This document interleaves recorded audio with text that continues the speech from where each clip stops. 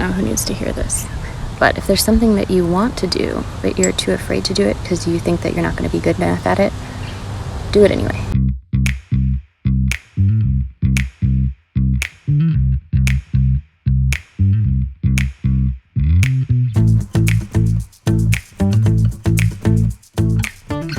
With our first location now safely captured, we are off to a great start. Now it's time to change up the environment. We settled into a nice little plaza where we find a collection of classic metal tables and chairs, and these make for the perfect setting for outdoor portrait photography. Premium Light Academy. Hey. So let's take another quick tour of the campsite. I want to make sure that we do this every time so that it's important to be able to see how we lay out our scene. So I'll take our camera here. So we'll be shooting from back in this direction here. This is basically our perspective on our model. So we're going to kind of be starting in this direction. As we go this way, Ashley has her little Ashley cam for some extra behind the scenes B-roll. And as we progress forward, here is our lovely Ashley, and we're going to be shooting through her into this darker background back there. That should be able to make her pop out a little bit nicely. And when we back up, you can see that all of our equipment will be in front of us the entire time, never behind us. Again, we're going to be shooting from back here so that I have an eye on my equipment at the whole time, and nothing ever gets stolen that way. All right, let's get started. Okay, so we're here on location, and we've got Ashley teed up in this nice chair. And I've set her up this way because the light right here is substantially brighter than the light in behind. So what that's gonna do with a dark background, it's gonna make her pop out a little bit. So we created a little bit of a disparity between our model and our backdrop. The other thing I wanna talk about is that when you shoot portraits, it's often a little bit difficult to have a way to naturally bring a person's hands up into the scene. If you're just sort of standing there, your hands tend to be down at your sides. And unless you are a natural, like Ashley, most people aren't, they're gonna be like, what am I supposed to do with my hands? So using a chair is a really easy way to be able to naturally bring someone's hands up into the scene. And hands actually bring a lot of character. So we're gonna work this for a little bit, see what we can get. Alrighty, so this is good. We'll start off kind of sultry. Helps if you take the lens cap off.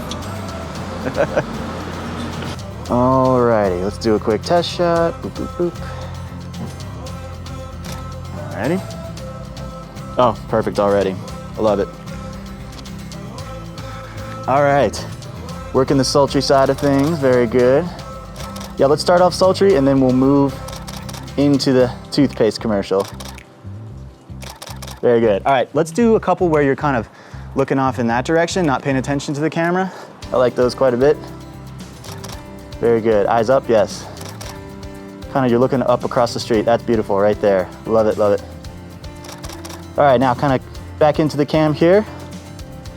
There we go. All right, sweep that one piece of hair out of your, excellent. All right, very good. All right, let's take a look at how we're doing here. As you can see, this is a charming little plaza, and we are once again shooting at a very shallow depth of field. I don't want Ashley to have to compete with her background. If the background was in focus, we'd have a lot of visual elements coming into the scene, and she would have to visually contend with those elements. Right now, there's no way that the viewer can pay attention to anything except Ashley. She rules the scene. I really love the quality of light in our charming little courtyard here. As you can see, she's got a little bit of light kind of kissing the side of her face, and I almost thought about trying to bring some of that down in Photoshop, but honestly, I kind of like it. It's an outdoor portrait, and this is how things look outside. If I'm being perfectly honest, I kind of feel like this series of images will lend themselves beautifully to black and white. And when we switch over to black and white, we can start to see that it takes on a much more kind of classic, surreal quality. We will definitely be teaching plenty of black and white editing in our upcoming editing lessons, so be sure that you stick around for those. Now, in this case, Ashley has kind of a I'm a beautiful bored model look on her face. So as we switch over into the next series of frames, you can see that just with one little flick of her head, she's become very flirty and engaging. Her eyes are locked right onto the center of the lens, which means that she's looking directly at the viewer. So this image makes a direct connection with the viewer, and I think that's important. Again, the chair really allows us to bring her hands up into the scene, and I think that makes a lot of difference in this case. She looks comfortable, she looks casual, this looks very natural to me. I'm really happy with the way these have been turning out. All right, comfort is very important. When your model is comfortable, that will easily translate into your image.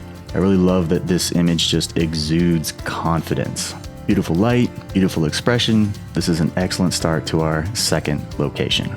Now let's go back into some sultry and bring the smiles. Sell me some toothpaste. Brilliant, I love it. Awesome, okay. Moving right along, we have a classic smiling picture. If you're ever taking pictures of people's kids, parents love to see their kids smiling. Now, Ashley has a very casual and natural smile. She can do it on command because she's been modeling for a lot of years. Some people, sometimes they have a little bit of a hard time breaking into a natural looking smile. So be prepared to bring some dad jokes next time you do pictures. This is what we call the toothpaste commercial. Basically, we're flashing some beautiful pearly whites, and there you have it. All right, so let's see what we got. It's kind of cool. You always want to make sure that you are like constantly communicating with your model to be like, okay, this works, this doesn't work. Actually, all of these work pretty well. That one's kind of rad, right? Kind of create that unusual, cool diagonal line across there. Yeah. And then these are fun, playful. The hands are in it, natural. Everything looks cool. I think we did a pretty good job. Oh, that's good, nice and sleepy. Oh, hopefully that one's in focus. We only have one of those. I love that. And then I like these where you're just kind of not paying attention. Oh, that's beautiful. Look at that. That's fantastic. All right, moving right along, we've switched over into a quick little wardrobe change. Ashley's now wearing a classic black coat. I feel like this fits the scene rather beautifully. It is a classic courtyard, so might as well pair that up with appropriate clothing. One thing I want to point out about this image, I accidentally cropped this a little bit too far. As you can see in the bottom of the frame, the chair is not visible. I cropped it in camera just incorrectly, basically. And now that we can't see the chair, the image is kind of taken out of context. Ashley looks like she's doing some kind of weird Russian dance in the middle of the courtyard. So we might take for granted that there's a chair there because we've been watching it in the video. But for a viewer who sees this image for the first time, it actually is gonna look a little awkward. I thought it was important to put that in there just because you wanna make sure that you always give context to your image. And here we bring the smolder. This is another beautiful image. It just radiates confidence. I did not, in fact, crop out the chair, so we do have proper context. We can tell that she's sitting in a chair, and there is no weird Russian dance going on in this image. I think this one's probably one of my favorites of all because Ashley just has this beautiful confidence about her. She's making a strong connection with the viewer, and it looks natural, and it just radiates energy. There are little tiny bits of light playing around on her hands, and that kind of adds a beautiful touch as well. All in all, this image just shouts confidence, and I think that's one of the most important and also difficult things to come across in photography. Some people are very natural, other people, they might take a little warming up. All I can say is always be prepared. And finally, we have a nice, simple profile image. I think this is a beautiful image because Ashley just kind of looks like she's lost in thought. She's having a wonderful day at the park.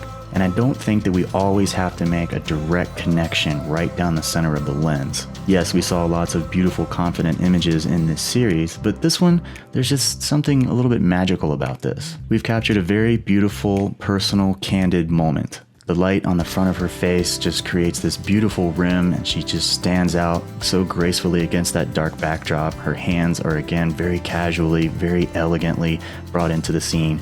I'm really, really happy with this image. All in all, this has been a great series, and I hope that you've been able to learn something from this. Keep things simple, don't overthink it, and definitely always celebrate the confidence of your model. All right, I think we've done a pretty good job. And again, as you can see, Ashley is substantially brighter than the backdrop, so that's gonna get a little dark. She's gonna pop out. We're done on the telephoto side, so let's see what JT can do with the wide. All right, cut. Nice job, everybody. All right, now that we've examined this scene with the telephoto lens, up next, JT brings a new perspective to our little courtyard with a series of wide-angle lenses. We're going to see a drastically different style, and there are a lot of amazing new images to explore. So, we'll see you in the next lesson.